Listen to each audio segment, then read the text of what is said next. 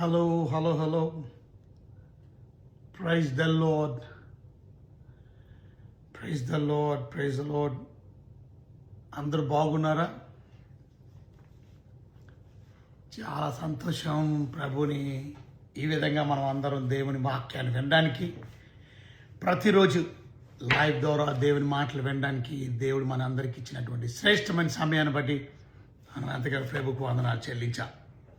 కనుక జుంటే తేనె దారుల కన్నా మధురమైనటువంటి దేవుని వాక్యాలు, బంగారం కంటేను మేలిమి బంగారం కంటేను కోరదగినటువంటి దేవుని వాక్యాన్ని ఈ విధంగా మనమందరం దేవుడి వాక్యాన్ని లైవ్ ద్వారా వినడానికి ప్రభు మనకి ఇచ్చినటువంటి శ్రేష్టమైన సమయాన్ని బట్టి మనం దేవుడికి ఎంతగానో వందనాలు చెల్లించాం. ప్రతిరోజు లైవ్ని వీక్షిస్తున్న మా ప్రియులైన మీకు ప్రత్యేకమైన వందనాలు. కనుక నేను ఇప్పుడు కెంటక్కీలో ఉన్నాను. కనుక కెంటక్కీలో దేవుని యొక్క బిడ్డలు మరి ప్రత్యేకంగా మరి అలెక్స్ అండ్ హెదర్ వారి యొక్క గృహంలో నేను ఉన్నాను. కనుక ఇప్పుడు నిన్నంతా కూడా కాన్ఫరెన్స్లో ఉన్నా. కనుక ఇవాళ కూడా బయలుదేరి వెళ్తున్నాను. కనుక ఇక్కడ ప్రాముఖ్యమైనటువంటి మెడికల్ మిషన్ కాన్ఫరెన్స్ ఒకటి, చాలా అద్భుతంగా మిషన్ కాన్ఫరెన్స్ జరుగుతుంది. కనుక సౌత్ ఈస్ట్ అనేటువంటి దగ్గర. సో మీరందరూ కూడా ప్రయత్నం చేయండి. మీకు లైవ్ని ఇవ్వడానికి మరి నేను కొంచెం ఆలస్యంగా వెళ్తున్నాను. కనుక ఆల్రెడీ ఇక్కడ మేము 10 అయిపోయింది. కనుక నేను ఇప్పుడు మీకు వాక్యం చెప్పి బయలుదేరి వెళ్తాను. సో చాలా సంతోషం అండి. ఇవాళ ప్రత్యేకంగా ప్రార్థన కూడికలో ఏకీభిస్తున్నటువంటి వారందరికీ కూడా ప్రత్యేకమైన వందనాలు. ప్రార్థన కూడికలో మరి ఉపవాస ప్రార్థనలో శుక్రవారం ఎస్ఏసి పరిచర్యలో మీరందరూ ఎంతో నమ్మకంగా దేవుని సన్నిధికి వచ్చి ప్రభుకి లోబడి ప్రభు మాటకి విధేయత చూపించి ప్రార్థనలో ఏకీభించడానికి వచ్చిన మీకు దేవుడు తప్పక ప్రతిఫలాన్ని, ఆశీర్వాదాన్ని దేవుడు తప్పక మీకు అనుగ్రహిస్తాడు. So let's open hour Bibles to Revelation chapter 11. కనుక 11వ అధ్యాయము ప్రకటన గ్రంథం. మరియు ఒకడు చేతి కర్ర వంటి కొలకర్ర నాకిచ్చి, నీవు లేచి దేవుని ఆలయమును బలిపీఠమును కొలత వేసి ఆలయములో పూజించి వారిని లెక్క పెట్టుము. ఆలయమునకు వెలుపటి ఆవరణమును కొలత వేయక విడిచిపెట్టుము. అది అన్యులకి ఇవ్వబడను. వారు 42 దినములు ఆ పరిశుద్ధ పట్టణమును కాలితో త్రొక్కుదురు. ఈరోజు దేవుని వాక్యంలో నుంచి మనం నేర్చుకోవాల్సిన మొదటి సత్యం, 11వ అధ్యాయాన్ని వివరించే ప్రయత్నం చేస్తాను నేను.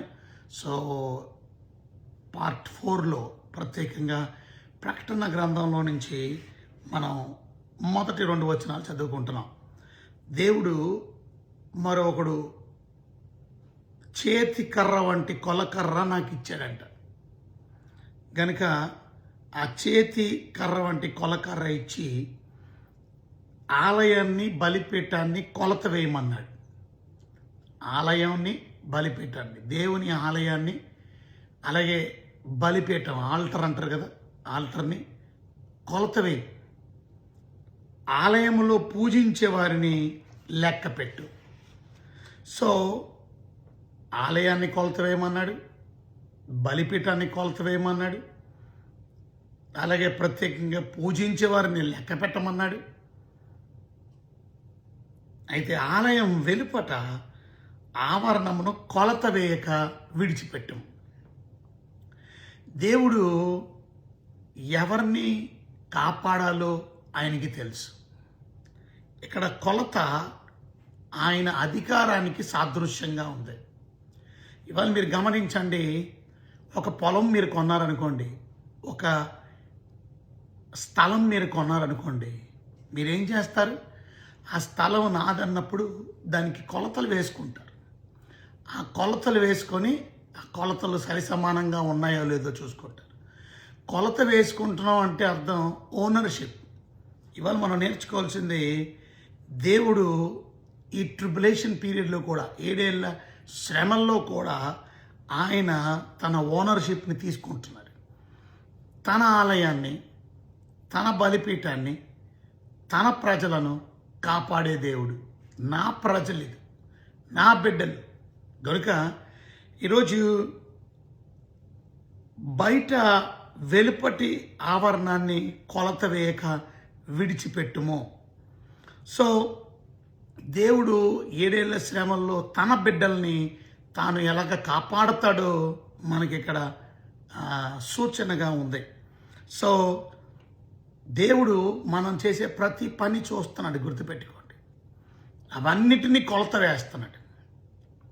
ఆ కొలత ప్రకారమే నీ నమ్మకత్వం తెలియపరచబడుతుంది, నీ విశ్వాసం. చూడండి, అక్కడ పూజించే వారిని కూడా, ఆయన్ని ఆరాధించే వర్షిపర్స్ అంటారు, ఆయన్ని ఆరాధించే ఆరాధికుల్ని ఆ మందిరంలో అందరినీ లెక్క పెట్టమని అంటున్నాడు. అనగా దాని అర్థం దేవుడు తన ప్రజలను తాను కాపాడే దేవుడు, ఆయన ప్రజలను విడిచిపెట్టే దేవుడు కాదు అనే విషయాన్ని మనం గుర్తుపెట్టుకోవాలి. ఇవాళ ప్రార్థన కూడికి వచ్చిన మీరు కానీ, వాక్యాన్ని లైవ్లో వింటున్నటువంటి మీరు కానీ, దయచేసి మీరు అర్థం చేసుకోవాల్సిన ప్రాముఖ్యమైన విషయం ఏంటంటే, తన బిడ్డల్ని దేవుడు కాపాడే దేవుడు. ఆయన అన్నాడు, విడవడు ఎడబాయడు. 7 ఏళ్ల శ్రమల్లో తను నమ్ముకున్నటువంటి బిడ్డల్ని ఆయన విడిచిపెట్టడు. వారికి ఆయన భద్రత, వాళ్ళ సంరక్షణ ఉంటుందని దేవుని వాక్యం సెలవిస్తుంది. ఇక్కడ 3వ వచనం నుంచి చదువుకుంటే, నేను నా 2 సాక్షులకు అధికారం ఇచ్చేదను. వారేం చేస్తారంట?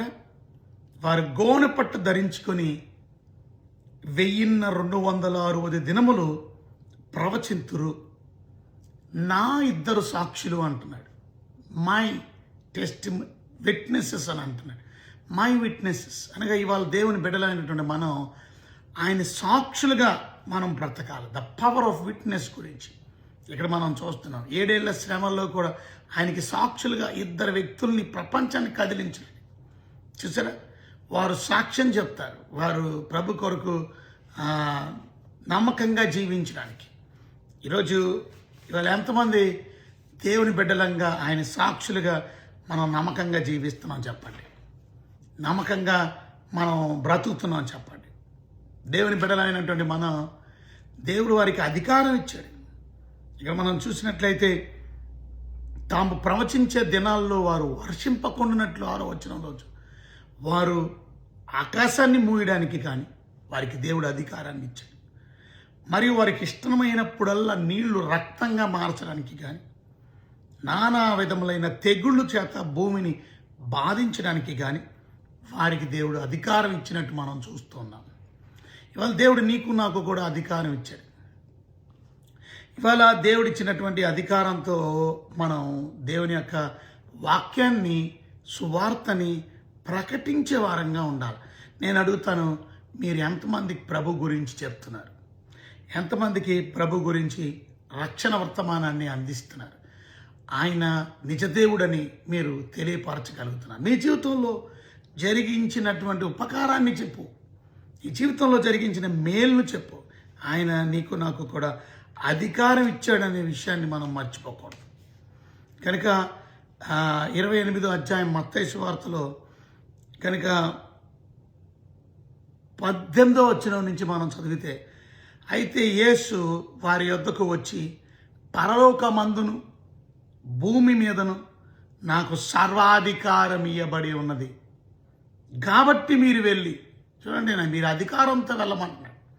తండ్రి యొక్క, కుమారుని యొక్క, పరిశుద్ధాత్మ నామంలో బాప్తీసము ఇచ్చుచు నేను మీకు ఏ సంగతులను ఆజ్ఞాపించుదునో వాటినన్నిటినీ గైకొనవలనని వారికి బోధించుడి. ఈరోజు ఎంతమంది నిజంగా ప్రభు వాక్యాన్ని బోధించగలుగుతున్నాం? ప్రభు గురించి చెప్పగలుగుతున్నాం? ఎంతమందిని బాప్తీసంలో నడిపించగలుగుతున్నాం? బాప్తీసం అనేది దైవజనుడు ఒక్కడే అవసరంలా. ఇవాళ రక్షణలో నడిపించినటువంటి విశ్వాసి బాప్తీసం ఇవ్వచ్చు. ఎంతమందికి తెలుసది? చూసారా, విశ్వాసంలో నడిపించినటువంటి నువ్వు బాప్తీసం ఇవ్వడానికి అధికారం దేవుడిచ్చాడు. సర్వాధికారం దేవుడు మనకి ఇచ్చాడు. పరలోకమందున భూమి మీద నాకు అధికారం ఉంది, అధికారంతో వెళ్ళమంటున్నాడు. కనుక దేవుడు అధికారంతో మాత్రమే కాదు, దేవుడు మనకి కూడా శక్తిని ఇచ్చాడు. 1వ అధ్యాయం అపోస్తుల కార్యాలు 8వ వచనం నుంచి మనం చూసినట్లయితే, అక్కడ రాసున్న మాట, మీరు అయినను పరిశుద్ధాత్మ మీ మీదకు వచ్చినప్పుడు మీరు శక్తి నొందుదురు గనుక మీరు యెరూషలేములోను యోదయ సమరయ దేశమంతటను బోధిగాంతల వరకు నాకు సాక్షులై ఉందుదురని వారితో చెప్పాను. చూసారా? కనుక పరిశుద్ధాత్మ మీ మీదకి వచ్చినప్పుడు మీరు శక్తి నొందుదురు. కనుక you receive the power. So God has given you authority and also power to preach the gospel. దేవుడు మనకి అధికారాన్ని ఇచ్చాడు, శక్తిని ఇచ్చాడు సువార్తను ప్రకటించడానికి. Are we doing it? మనం చేస్తున్నాం. మనం ఎంతమందికి మీరు ఇవాళ సువార్త ప్రకటించారు? ఎంతమందికి ఇవాళ మీరు మీ సాక్ష్యాన్ని అందించారు? ఎంతమందికి మీరు ఇవాళ మీ కథని చెప్పారు? ప్రతిరోజు ఇది మన కర్తవ్యంగా భావించాలి, ఇది మన బాధ్యతగా భావించాలి. అది అయితే ఇక్కడ మనం నేర్చుకోవాల్సిన ప్రాముఖ్యమైన విషయం, ప్రతి విశ్వాసి కూడా శుభవార్తను ప్రకటించడానికి పిలువబడ్డాడు అనే విషయాన్ని మనం గుర్తు చేసుకోవాలి. దాని గురించి మీరు భయపడవలసిన అవసరం లేదు. భూమి మీద దేవుడు అధికారం ఇవ్వడం మాత్రమే కాదు, నీ మరణం నా మరణం దేవుని చేతుల్లో ఉంది.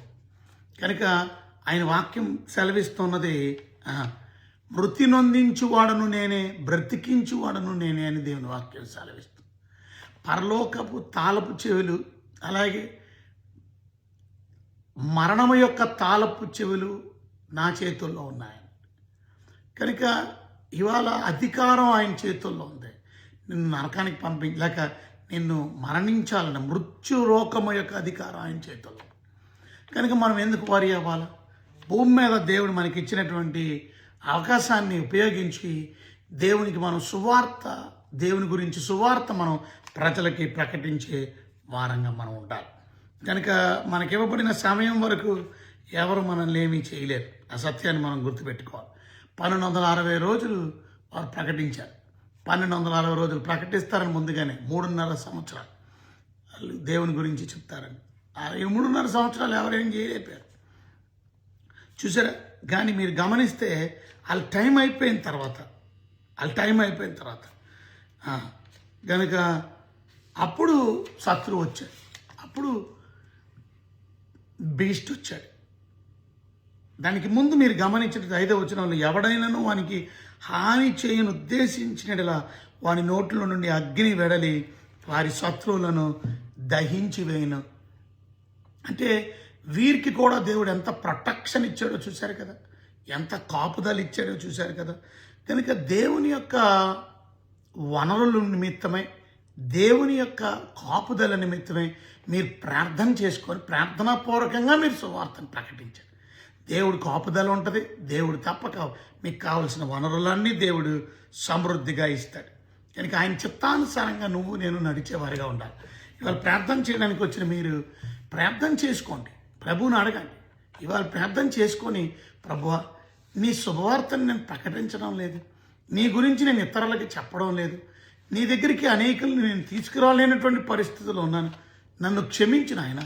ఇది మొదలుకొని ఈరోజు నేను వాక్యం విన్నాను, నీ గురించి నేను సువార్తను ప్రకటిస్తాను, నీ గురించి నేను ఇతరులకి దేవుని మాటలు తెలియపరుస్తాను, నా కథను తెలియపరుస్తాను, నేను ఎలా మారానో నా సాక్ష్యాన్ని చెప్తాను. చూసారా? ఆ రకంగా నువ్వు నేను జీవించవలసిన వారమై ఉండాలి. గుర్తుపెట్టుకోండి, ఇక్కడ 7th verse మనం చదివితే 7వ వచనంలో, 11వ అధ్యాయం 7వ వచనంలో మనం చదువుకున్నట్లయితే, వారి సాక్ష్యం చెప్పుట ముగింపగానే, ఇవాళ మన పని అయిపోగానే, మన టైం అయిపోగానే, మన అసైన్మెంట్ అయిపోగానే మనం వెళ్ళిపోతాం. చూడండి, పౌలు గారు చెప్పిన మాట గుర్తుందా మీకు? నా పరుగు తుదముట్టించాను అన్నాడు. నా పరుగు కడముట్టించాను, తుదముట్టించాను అంటే అర్థం ఏంటి? I have completed my course అన్నాడు. సో తనకు అప్పగించినటువంటి పనిని పూర్తి చేసిన తర్వాత 2 తిమోతికి రాసిన పత్రికలో మనం చూస్తాం. అదే చివరి పత్రిక ఆయన రాసింది.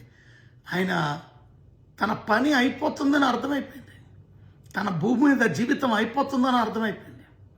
ఇవాళ నీ నా పని అయిపోయిన తర్వాత మనం వెళ్ళిపోతాం. కనుక నీ నా పనిని పూర్తి చేయండి. చిన్నప్పుడు మేము ట్యూషన్కి వెళ్ళేటప్పుడు మా ఇంట్లోనే చూశాను. అంటే మా స్కూలు టీచరు సెబాస్టియన్ అని ఆయన ప్రత్యేకంగా మా ఇంట్లోనే అద్దెకు ఉండేవాడు. కనుక మా ఇంట్లోనే అద్దెకు ఉండడం వల్ల మరి అందరూ మా స్కూల్లో ఉన్నటువంటి వారు అందరూ మా ఇంటికే వచ్చేవాళ్ళు. విశాఖపట్నంలో సీతం దారిలో మా ఇల్లు కనుక వాళ్ళందరూ వచ్చి మరి చదువుకునేవాళ్ళు. సో నేను వాళ్ళతో మాట్లాడడం వీళ్ళతో మాట్లాడడం ఎలా కోలం, ఎందుకంటే మా ఇల్లు ఎక్కడ కనుక టైంను వ్యర్థం పరిచేవాడిని కనుక. కానీ ఆయన ఇచ్చిన హోంవర్క్ లేకపోతే ఆయన ఇచ్చిన వర్క్ కంప్లీట్ చేయగానే అందరూ వెళ్ళిపోయేవాళ్ళు. లాస్ట్లో ఉండేది ఎవరో నడకలేరే, నేనే, మా ఇల్లే అది కనుక నన్ను మాత్రం పంపించేవాడు కాదు. ఎందుకంటే నేను అందరితో మాట్లాడడం వల్ల టైం అయిపోయేది కనుక. ఇప్పుడు నువ్వు కంప్లీట్ చేసావని అడిగితే లేదు మరి చెయ్యి, అందరూ వెళ్ళిపోయేవారు, నేను ఒక్కడనే చివరిలో. ఎందుకు? నేను లేజీగా ఉండడం వల్ల, నా పని నేను సరిగా చేయకపోవడం వల్ల. చేసిన తర్వాత మాత్రం నా ఇంటికి పంపించాడు, అది కూడా మేడ మీద మా ఇల్లు కనుక. పంపించడానికి పర్మిషన్ ఎప్పుడు ఇచ్చాడంటే నా పని అయిపోయిన తర్వాత.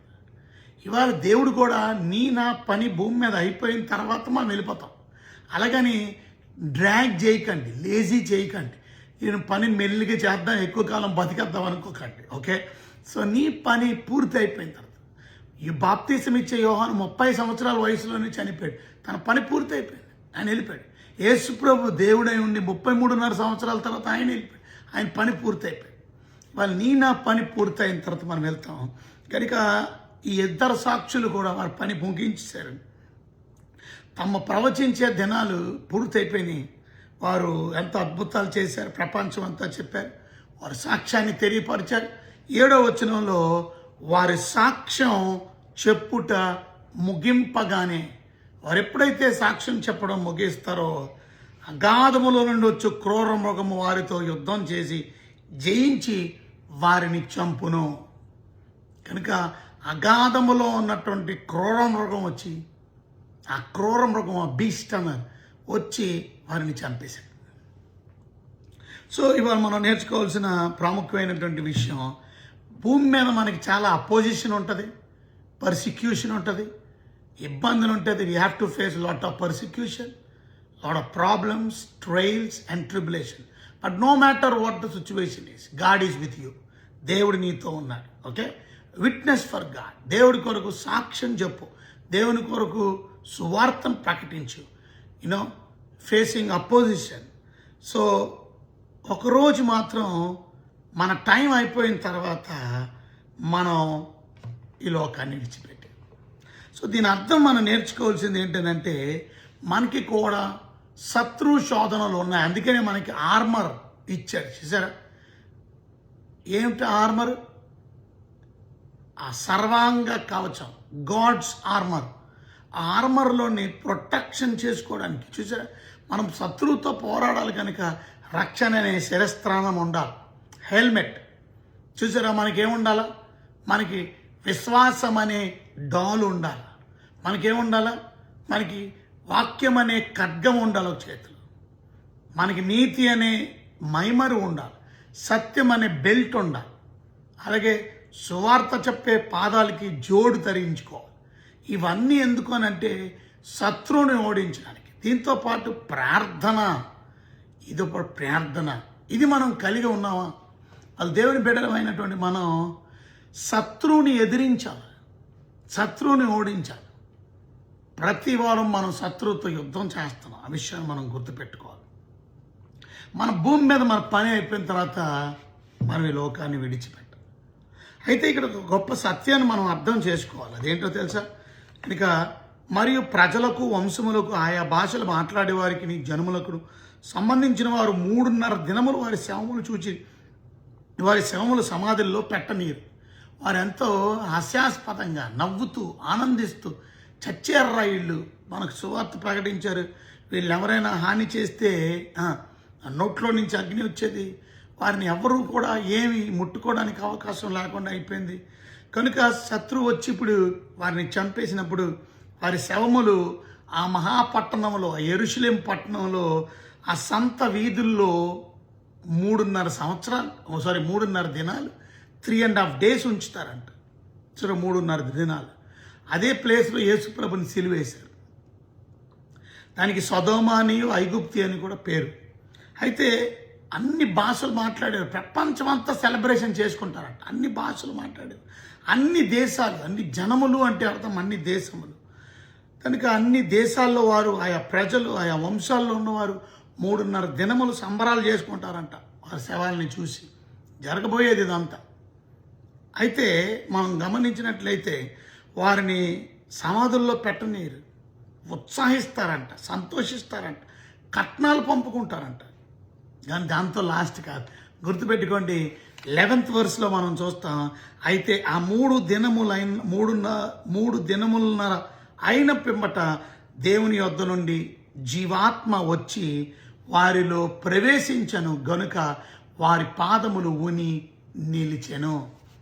చూసారా, రిజరక్షన్ అనేది ఉంది, పునరుద్ధానం అనేది ఉంది. మనం చంపేసినా, చచ్చిపోయినా, సహజమైన మరణం వచ్చినా, యాక్సిడెంట్లో చచ్చిపోయినా, ఏ రకంగా నువ్వు చచ్చిపోయినా, ప్రజలు నిన్ను చంపేసినా భయం లేదు. చావుకు మనం భయపడవలసిన మన అవసరత లేదు. ఎందుకంటే డెత్ ఈస్ టెంపరీ, చూసారా, because there is a resurrection, పునరుద్ధానం ఉంది. ఆ 2 witnesses కూడా మనం చూసాం.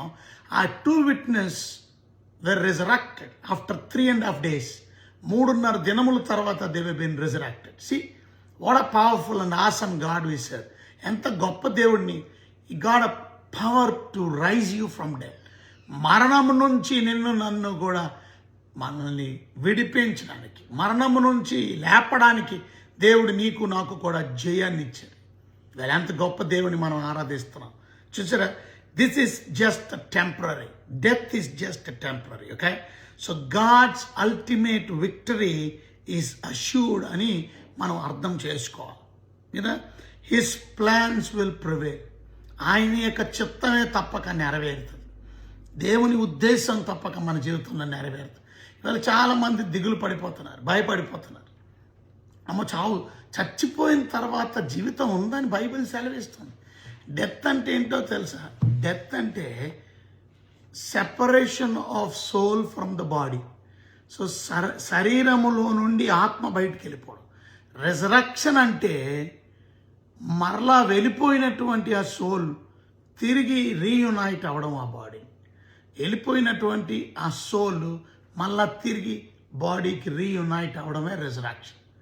సో మరణం అనేది శరీరంలో నుంచి ఆత్మ వెళ్ళిపోయినప్పటికీ కూడా, నీ శరీరం కుళ్ళిపోయినప్పటికీ, కృషించిపోయినప్పటికీ, ఆ ఎముకలన్నీ నాశనం అయిపోయినప్పటికీ, నీవు బర్న్ అయిపోయి. మొన్న ఇదే ఊరిలో, కెంటక్కీలో ఇదే ఊరిలో నేను రావడం ఇబ్బంది అయిపోయింది. ఎందుకనంటే ఇక్కడ నేను వచ్చే ముందు ఆ రాత్రి భయంకరమైనటువంటి ఫ్లైట్ క్రాష్ అయిపోయింది, యాక్సిడెంట్ అయింది.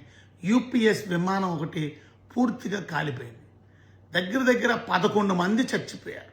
11 people or 12 people have been killed. So 12 మంది చచ్చిపోయారు. వాళ్ళందరూ ఏమయ్యారు? సో మ్యాక్సిమం చాలామంది బూడిదైపోయారు. వారు శవాలు బూడిదైపోయినాయి. మీరు గుర్తుపెట్టుకోండి. కానీ వారు ప్రభువుని నమ్ముకున్న వారైతే తప్పక బూడిదైపోయినప్పటికీ కూడా వారు తిరిగి లెగిస్తారు. అది. సో అందుకనే ఇవాళ దేవుని వాక్యాన్ని మనం నేర్చుకోవాల్సింది. దేవుని బిడ్డలైనటువంటి మనం రిజరక్షన్ అనేది ఉంది, పునరుద్ధానం అనేది ఉంది అనే సత్యాన్ని మనం గుర్తెరగాలి. దేవుని బిడ్డలు. So there is resurrection. Okay, so పునరుద్ధానం అనేది ఉంది అని పవర్ ఆఫ్ రిజరక్షన్ గురించి మనం చూసాం. ఎందుకంటే 12వ వచనంలో అని మనం చూస్తే, అప్పుడు ఇక్కడికి ఎక్కి రండని పరలోకము నుండి గొప్ప స్వరము తమతో చెప్పుట వారు విని మేఘారూఢుడై పరలోకమందు ఆరోహణమైరి వారు పోచుండగా వారి శత్రువులు వారిని చీచిరి. సరే, అర్థమైందా మీకు? కనుక గొప్ప శబ్దం పరలోకం నుండి వినబడిందంటే ఏమని? ఎక్కడికి ఎక్కి రండి అని. ఎక్కడికి ఎక్కి రండి అని. దేవుని వాక్యం మనం నేర్చుకోవాల్సింది దేవుని బిడ్డలంగా. చూడండి, ఒకసారి యోహాను సువార్తలో కూడా మనం చూస్తే 5వ అధ్యాయంలో 30వ వచనంలో మనం చూస్తే 5వ అధ్యాయం 30వ వచనంలో లేక 29 లేక 28 నుంచి అవుతాం. దీనికి ఆశ్చర్యపడకండి, ఒక కాలం వచ్చుచున్నది, ఆ కాలమున సమాధుల్లో ఉన్నవారందరూ ఆయన శబ్దం విని. చూసారా, మనం కూడా ఆయన శబ్దమును విని, ఆయన శబ్దం, ఆయన శబ్దమును విని, ఆయన స్వరాన్ని విని, పరలోకము నుండి ఆయన స్వరం విని, మేలు చేసిన వాడు జీవ పునరుద్ధానానికి, కీడు చేసిన వాడు తీర్పు పునరుద్ధానానికి బయటికి వచ్చేద్దరు. చూసారా, ఏమర్థమైంది మీకు? సో దేవుని బిడ్డలమైనటువంటి మనం ఆయన స్వరాన్ని మనం కూడా, అంటే నువ్వు మాత్రమే కాదు, ప్రతి చచ్చిపోయినోడు కూడా, వాడు దేవుని నమ్ముకోకపోయినా మేలు చేసినటువంటి వాడు జీవ పునరుద్ధానానికి ఆయన స్వరం విని వస్తాడు. కానీ కీడు చేసిన వారు ఆయన స్వరాన్ని వినాలా, వారు రేపు పొద్దున అంతిమ తీర్పు కొరకు, వైట్ థ్రోన్ జడ్జిమెంట్ కొరకు వాడు కూడా తిరిగి లేపబడతాడు. వాడు కూడా దేవుని స్వరాన్ని, అంటే పరలోకము నుండి దేవుని స్వరానికి, ఆ మాటకి, చూసారా మీరు గమనించారా? 11వ అధ్యాయం యోహాను సువార్తలోని లాజరు బయటికి రా అనే మాట వినగానే చచ్చిపోయిన లాజరు ఎలా బయటకు వచ్చాడు? The dead Lazarus came to life when God called him, Lazarus come out. అలాగా కమ్అవుట్ అనే మాట మనం చూస్తాం రేపు పొద్దున యేసుక్రీస్తు రాకడలో. ఏమంటారు దాన్ని? ఫస్ట్ రిజరక్షన్ అంటారు, మొదటి పునరుద్ధానం. మొదటి పునరుద్ధానం అంటే 1000 ఏళ్ళు అయిపోయిన తర్వాత అని ఒక మహానుభావుడు చెప్తున్నాడు. కనుక 1000 ఏళ్ళు అయిపోయిన తర్వాత ఇదే మొదటి పునరుద్ధానం అని ప్రకటన గ్రంథంలోని వాక్యాన్ని తీసుకొని, ఇదే మొదటి పునరుద్ధానం 1000 ఏళ్ళ తర్వాత. మరి ప్రభు రాకడలో ఎత్తబడిన మృతుల్ని అదేం పునరుద్ధానం అంటావు తండ్రి? నాయన, బోధించేటప్పుడు నేర్చుకొని బోధించు. మరి కొంతమంది ఏం బోధిస్తారో వాళ్ళకే తెలియదు, వాళ్ళకి తెలిసింది వాళ్ళకే సత్యం అనుకుంటారు. కనుక మళ్ళా బోల్డ్ మంది జనం వెళ్తున్నారు ఆయన దగ్గరికి, చాలామంది సంఘానికి వెళ్తున్నారు. కానీ ఆయన చెప్పే ఉపదేశం మొదటి పునరుద్ధానం అంటే 1000 ఏళ్ళ తర్వాత జీవ పునరుద్ధానం, 1000 ఏళ్ళ తర్వాత ఇదే మొదటి పునరుద్ధానం ఉంది కదా ప్రకటన గ్రంథం 20వ అధ్యాయం, అది తీసుకొని ఇదే మొదటి పునరుద్ధానం, 1000 ఏళ్ళ తర్వాత లేచడమే మొదటి పునరుద్ధానం అంట. మరి యేసు ప్రభువుని నమ్ముకున్న వాళ్ళు మనం లెగమా? మరి ప్రభు వచ్చినప్పుడు క్రీస్తునందు మృతులు మొదట లేతురు అనే మాట మరి మొదటి దశలోనికేలు రాసిన పత్రిక 4వ అధ్యాయంలో మనం చూస్తాం. అదేం పునరుద్ధానం నాయన? దాన్నేం పునరుద్ధానం అంటారు తండ్రి? పాస్టర్ గారు చూసారా, ఆ పాస్టర్ గారి పేరు చెప్పడం నాకు ఇష్టం లేదు, ఎందుకంటే మరలా ఎందుకు కాంప్లికేట్ చేయడం అని. కానీ వాక్యం చెప్పడం అర్థం చేసుకొని అప్పుడు చెప్పాలి. మళ్ళీ ఎంత బోల్డ్గా సత్యం నేనే చెప్తున్నాను అన్నట్టు. కనుక ఒక స్టడీ ఉండదు, ఒక నేర్చుకోరు వాక్యాన్ని, తద్వారా వారు ఏదో ఇష్టం వచ్చినట్టు చెప్పేస్తారు వారికి తోచి. చాలా తప్పు. అందుకనే సత్యవాక్యమును సరిగా ఉపదేశించాలని తిమోతికి రాసిన 2వ పత్రికలో మనం చదువుతాం. సత్యవాక్యం 2వ అధ్యాయం 15 సత్యవాక్యమును సరిగా ఉపదేశించు, దేవుని ఎదుటి యోగ్యునిగాను, చూసా సిగ్గుపడనక్కర్లేని పనివానిగా నిన్ను నీవే కనుపరుచుకుంటారు. జాగ్రత్త పడము. వీళ్ళకి జాగ్రత్త లేదేదో చెప్పాడు. సో 1000 ఏళ్ళ తర్వాత లేచేది మొదటి పునరుద్ధానం. అది ఫేజ్ 4లోనో ఫేజ్ 3లో జరిగేది. అది ఫేజ్ 1లో యేసుక్రీస్తు ప్రభు మొదటి పునరుద్ధానం లేచాడు. ఫస్ట్ ఫ్రూట్ ఆయన బిడ్డలమైనటువంటి మనం ఆయన రాకడలో తిరిగి లెగిస్తాం తప్పక. ఇది రిజరక్షన్లో సెకండ్ ఫేజ్ ఆఫ్ రిజరక్షన్లో, ఫస్ట్ రిజరక్షన్లో సెకండ్ ఫేజ్ అది. చూసారా? సో ఇవాళ మనం కొన్ని సత్యాలు అర్థం చేసుకోవాలి దేవుని వాక్యంలో. సరే, మన పాయింట్ ఏంటనంటే ఇక్కడ 12వ వచనంలో మనం చూస్తాం, అప్పుడు ఇక్కడికి ఎక్కి రండని, పరలోకమందు గొప్ప స్వరము తమతో చెప్పుట వింటిని. చూసారా, ఇక్కడికి ఎక్కి రండి అని పరలోకములో స్వరము చెప్పుట వింటిని.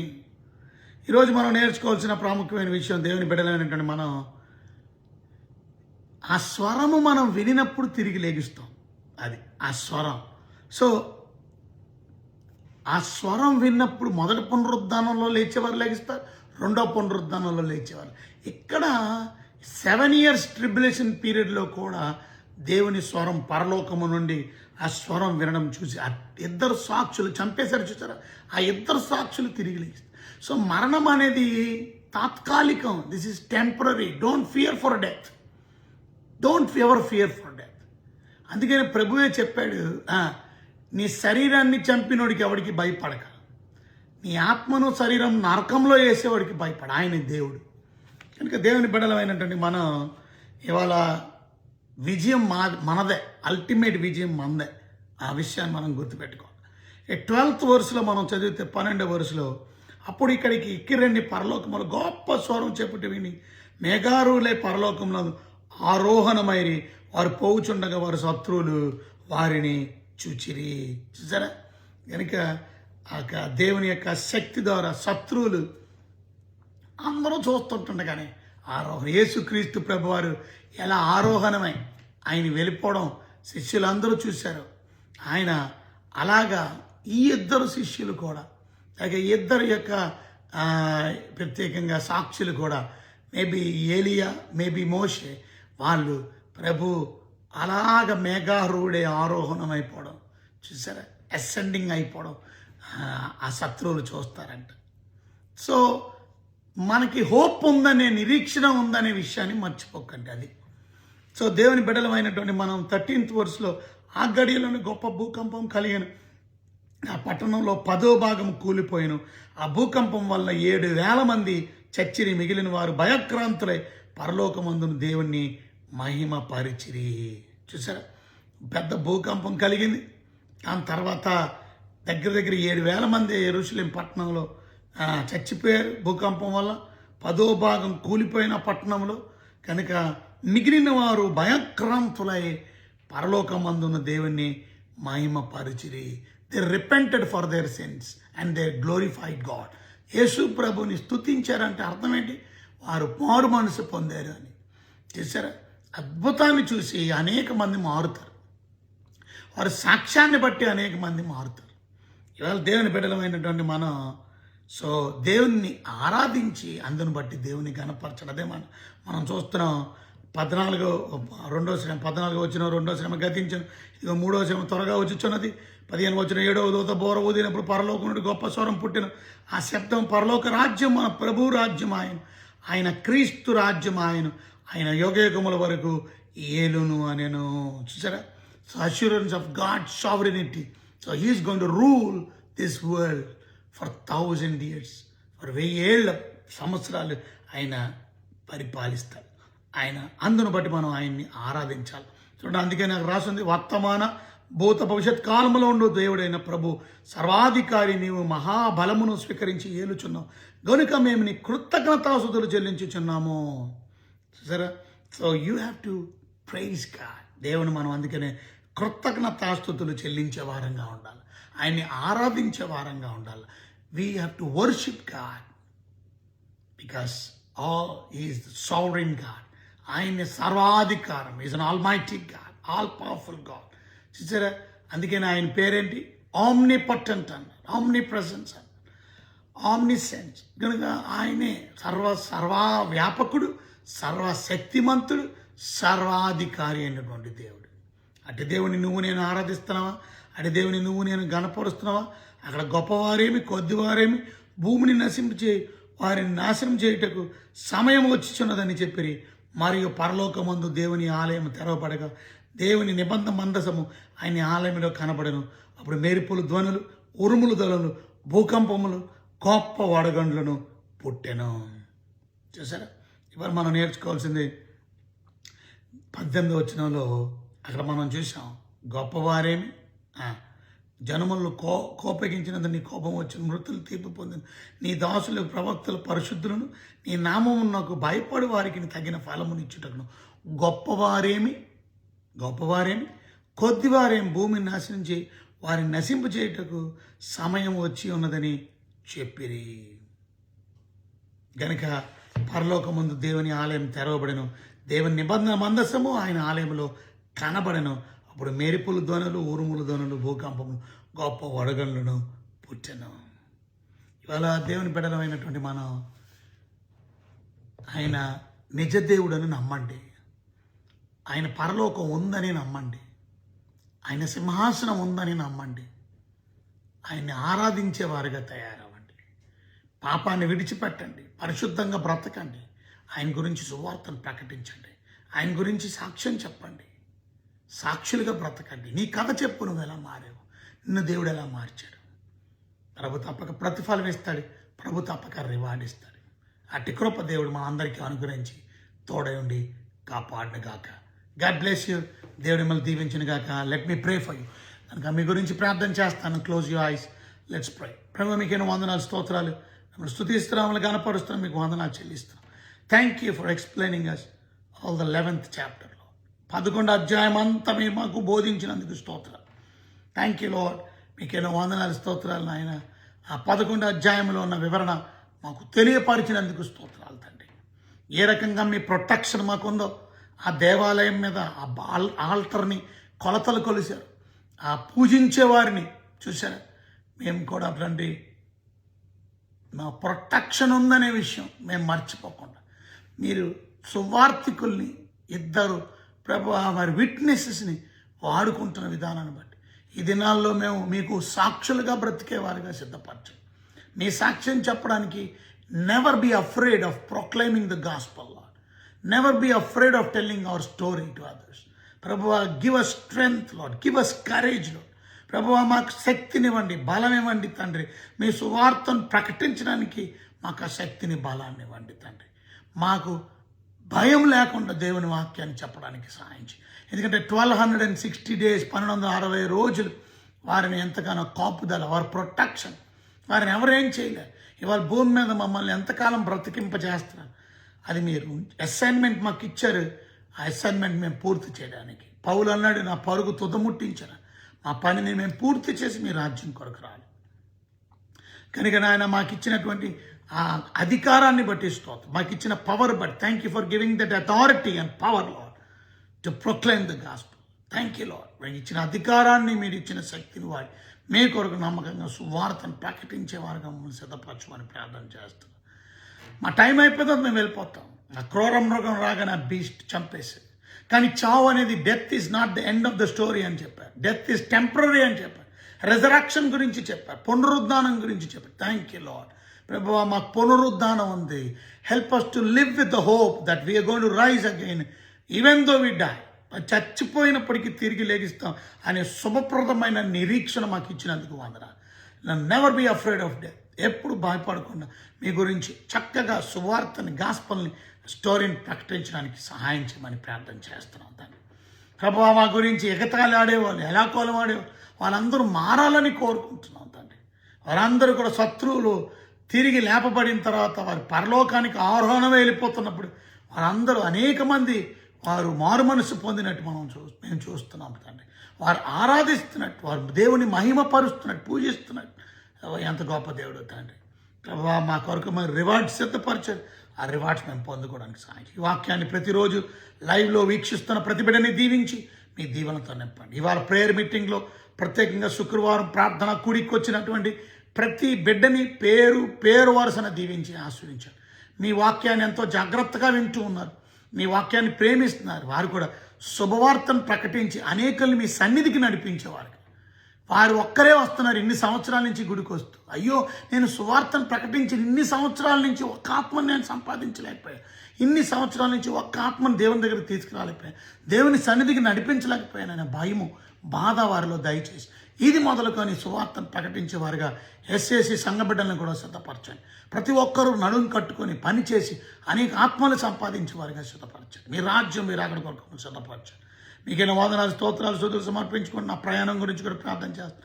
ఇలా ఈ లాక్డౌన్, ఈ యొక్క ప్రత్యేకంగా ఈ షట్డౌన్ వల్ల ఇబ్బంది లేకుండా విమాన ప్రయాణాల్లో కూడా మీరు కృప దయచేసి మీరేరైనా రేపు ప్రయాణంలో మీరు నాకు తోడుగుండండి. మళ్ళా రేపు ఆదివారం మరి మౌంట్ ప్లెజెంట్ బ్యాప్టిస్ట్ చర్చిలో వాక్యం చెప్పడానికి మీరే ద్వారాలు తెరిచి బలంగా అక్కడ వాడుకోండి. మీరే సహాయం చేసిన ఆయన ఆ తిరిగి ప్రయాణంలో కూడా మీరు నాకు ఇండియా ప్రయాణంలో కూడా మీరు తోడుకోండి. మీకే బిడ్డలందరినీ మీ సంరక్షణ, మీ ప్రొటెక్షన్, మీ కాపుదల మీరే ఉంచి సహాయం చేయండి. మీ గురించి నమ్మకంగా సువార్తను ప్రకటించేవారు మమ్మల్ని సిద్ధపరిచి ఆశీర్వదించి తోడండి, కృప చూపించి సహాయం చేయమని యేసయ్య ఘనమైన నామములో మిక్కిలినంత బ్రతుకునాడు స్తుతించి ప్రార్థించాలి. నేనెంత వేడుకుంటున్నాను మా తండ్రి. ఆమేన్. So God bless you all. Thank you. Thank you for watching. God bless you, Vinosh. Praise the Lord. Pastor Ratan Raj garu. Praise the Lord. Ellatoor pillalandaru. Praise the Lord. God bless you. Mana orphanage pillalandariki vandanalu. Love you all. Kiss you, man. God bless you. God bless you. Orphanage lo unnatuvanti all the children, I love you. God bless you. I'm coming soon. I'm bringing you all the candies for you. Okay? Get ready. Get ready for the candies. Okay? మంచి chocolates తెస్తున్నాను, candies తెస్తున్నాను, మీకోసం మంచి బహుమానాలు తెస్తున్నాను. Get ready. Aluri Rakesh, praise the Lord. Rupesh Anumalu, praise the Lord. God bless you. Sunitha Nandeti, praise the Lord. God bless you, God bless you. Prasanna Joseph Reuben, Prasanna మా, praise the Lord, God bless you. Sunitha Elamelli, hello, praise the Lord. Wonderful, wonderful. Venkatesh, praise the Lord. Venkatesh, God bless you. Pastor Kiran Kumar Bejjam, praise the Lord, God bless you. Triveni Jesus, praise the Lord, God bless you. Jeevan, praise the Lord, God bless you. Danna Lakshmi, praise the Lord, God bless you, God bless you.